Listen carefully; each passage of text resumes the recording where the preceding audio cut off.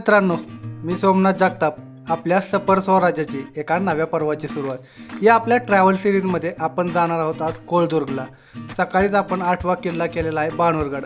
बाणूरगड आणि कोळदुर्ग शेजारी शेजारी दोन किल्ले आहेत. तर कोळदुर्ग हा आपला 9वा किल्ला आहे. तर आपण थोड्याच वेळात कोळदुर्गकडे प्रस्थान करणार आहोत. तर वाटेमध्ये पाहूयात आपल्याला काय काय पाहायला भेटतंय. बाणूरगड वाटेवरनं थोडंसं पुढे गेल्यानंतर आपल्याला वाटेतच शुक्राचार्याचं मंदिर लागते. तर या शुक्राचार्याच्या मंदिरात आपण पहिल्यांदा भेट देणार आहोत. त्यानंतर आपण पुढे कोळदुर्गकडे जाणार आहोत. शुक्राचार्य हे अनादी कालापासून जागृत देवस्थान आहे. शुक्राचार्य हे व्यास ऋषींचे चिरंजीव आहेत. शुक्राचार्य, भीष्माचार्य, कार्तिक स्वामी व मारुती या 4 ब्रह्मवेत्त्यापैकी एक शुक्राचार्य ब्रह्मवेत्ता आहे. राजा परीक्षिती हे पांडवांचे पंतू. त्यांच्या आत्म्याला सद्गती मिळावी म्हणून 7 दिवसात श्रीमद भागवत सांगितले. त्यांचे हे तपोभूमी समाधीस्थान आहे. शुक्राचार्याचा तपोभंग करण्यासाठी इंद्राने रंभेला पाठवले होते, पण त्याचा काही उपयोग झाला नाही. असे हे कडक वैराग्याचे स्थान आहे.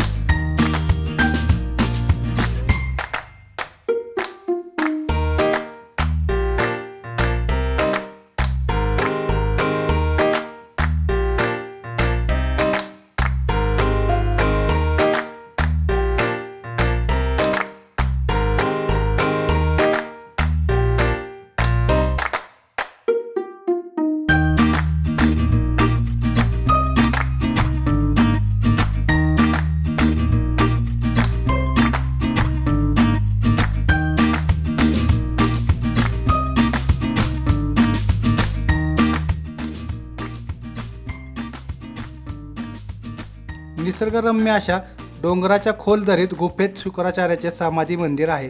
त्याच्या पाठीची पूजा केली जाते. तसेच श्रावण महिन्यात दर सोमवारी यात्रा भरते.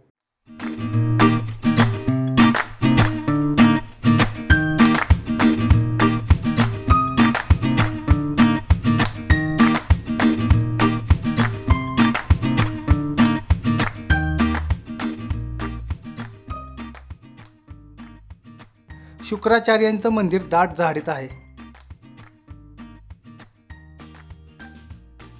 बाजूला बारमाही झरा आणि कुंड आहे. मंदिराच्या बाजूला 2 गुहा आहेत.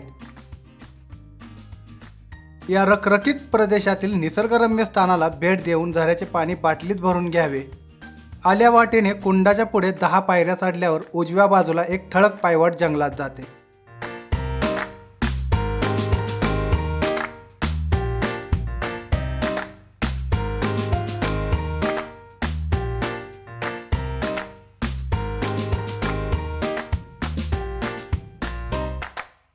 कोळदुर्ग आणि बाणूरगड हे 2 किल्ले सांगली जिल्ह्यातील खानापूर तालुक्यात वसलेले आहेत. यातील बाणूरगड किल्ला छत्रपती संभाजी महाराजांनी मुघलांच्या फौजांच्या साहाय्याने जिंकल्यामुळे इतिहासात प्रसिद्ध आहे.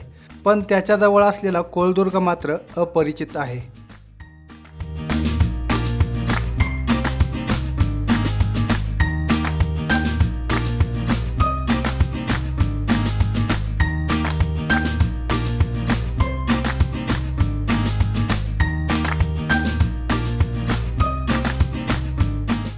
कोळदुर्गावरील अवशेषांची पण वाताहत झालेली आहे.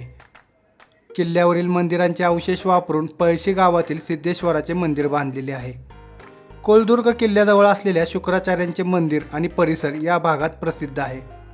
वर्षभर या ठिकाणी लोकांचा राबता असतो, पण त्याला लागूनच असलेला कोळदुर्ग मात्र दुर्लक्षित राहिलेला आहे.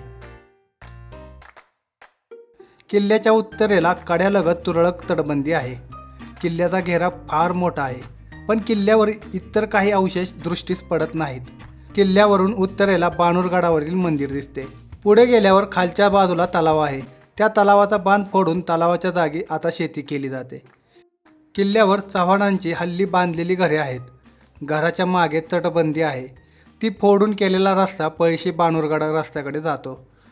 गडच्या समोर थोडे पुढे चालत गेल्यावर किल्ल्यावरील देवळाचे काही अवशेष, पिंड, तुटलेला नंदी, 2 विरगळ आणि एक सतीगळ पाहायला मिळतात. पळशीचे सिद्धेश्वर मंदिर, शुक्राचार्य मंदिर, कोळदुर्ग आणि बाणूरगड ही ठिकाणे खाजगी वाहन असल्यास एका दिवसात पाहता येतात.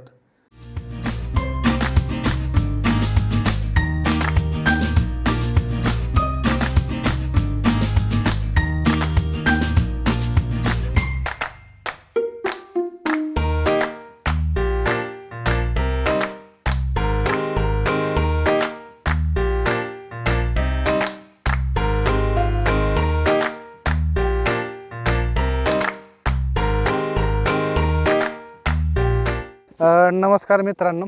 तर आपण आता कोळदुर्गावरती बराच एपिसोडमध्ये दाखवल्या गोष्टी बऱ्याच आता आपण एपिसोड संपवतोय आजचा. तर आज आमच्यासोबत जे कोळदुर्गला पण होते त्यांची मी ओळख करून देतो. त्यापूर्वी कोळदुर्गामध्ये आम्ही आज काय काय पाहिलं ते थोडक्यात सांगतो.